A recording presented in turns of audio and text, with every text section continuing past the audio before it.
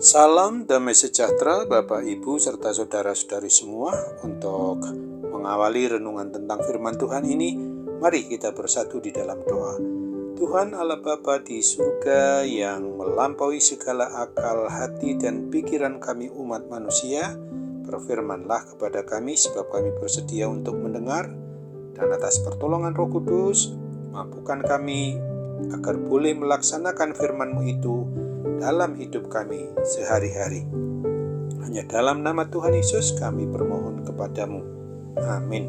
Sebagai nas renungan firman Tuhan pada hari ini diambil dari Roma 4 ayat 23 hingga 25 yang berbunyi, kata-kata ini, yaitu hal ini diperhitungkan kepadanya, tidak ditulis untuk Abraham saja, tetapi ditulis juga untuk kita, sebab kepada kita pun Allah memperhitungkannya, karena kita percaya kepada Dia yang telah membangkitkan Yesus, Tuhan kita, dari antara orang mati, yaitu Yesus yang telah diserahkan karena pelanggaran kita dan dibangkitkan karena pembenaran kita.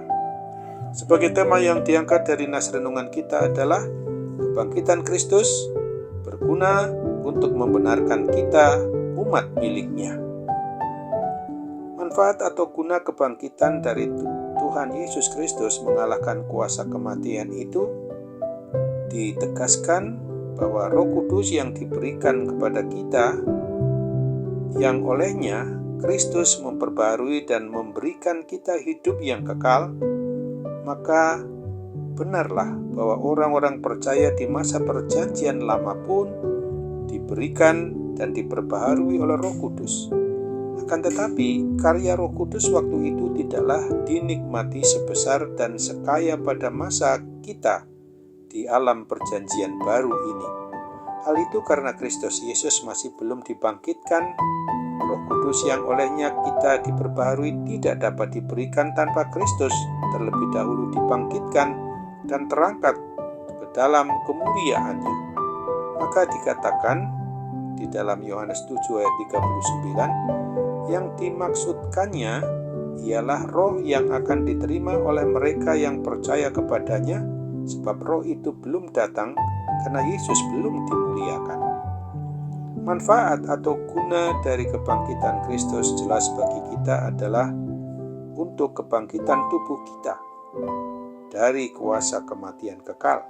Kebangkitan Kristus adalah jaminan bagi kebangkitan kita, sebagaimana juga ditegaskan karena Ia adalah kepala kita dan kita adalah anggota tubuhnya. Kemuliaan anggota tubuh bergantung pada kemuliaan kepala mereka.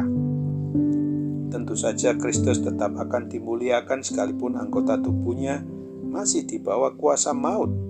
Namun Ia tidak akan menjadi kepala tanpa anggota tubuhnya. Demikian juga tidak bisa menjadi raja tanpa kerajaan. Maka kepala harus ada anggota tubuhnya. Jika kepala dibangkitkan, maka anggota tubuhnya juga akan dibangkitkan. Kristus bangkit, maka dosa telah dihapuskan. Bukan karena dosa yang diperbuatnya sendiri, sebab Ia tak berdosa, tetapi dosa-dosa kita, umat-Nya. Dosa dihapuskan, maka maut juga dikalahkan, karena upah dosa adalah maut. Karena dosa kita semua telah dihapuskan, kita pun pasti akan dibangkitkan dari kuasa maut. Adam menerima berkat untuk dirinya dan keturunan maupun anak cucunya. Ia kehilangan berkat juga bagi dirinya dan semua keturunannya. Demikianlah Kristus, Adam yang kedua, menerima hidup dan kemuliaan untuk dirinya dan untuk kita. Kebangkitan Kristus adalah jaminan kebangkitan kita, karena Roh Kudus yang diam dalam diri Kristus juga diam dalam kita. Roh Kudus yang membangkitkan Kristus juga akan membangkitkan kita. Roma 8 ayat 11. Kristus adalah sahabat kita, tidak akan membiarkan kita di bawah kuasa maut. Jika Ia dengan kuasanya sendiri mampu untuk membangkitkan dirinya, maka Ia juga mampu untuk membangkitkan kita. Amin. Mari kita kembali bersatu dalam doa.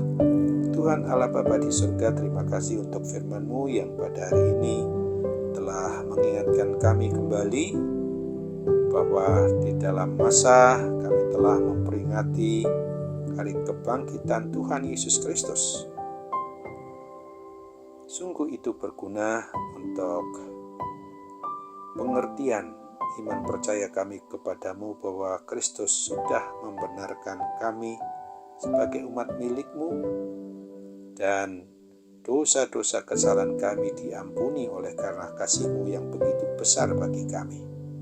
Maka sekarang ini ketika kami juga mengalami hal-hal yang sungguh dapat membuat kami boleh bersyukur, boleh berterima kasih kepada Tuhan, maka selayaknya lah hal itu harus kami lakukan dengan segala perbuatan kebaikan menurut kebenaran firman-Mu. Semuanya harus kami lakukan dalam rangka bersyukur, berterima kasih, karena hal itu semua adalah karya dari anugerah Roh Kudus yang Tuhan senantiasa limpahkan kepada kami, memampukan kami untuk membuat kami juga senantiasa harus tetap menyangkal diri, tetap memikul salib-Mu, dan tetap mengikut Tuhan Yesus, karena kami adalah umat milik-Mu yang memang harus mencerminkan kepada apa yang memang kami percayai. Itulah Tuhan Yesus Kristus sendiri yang mau mati dan bangkit, membangkitkan kami dari kuasa kematian kekal itu.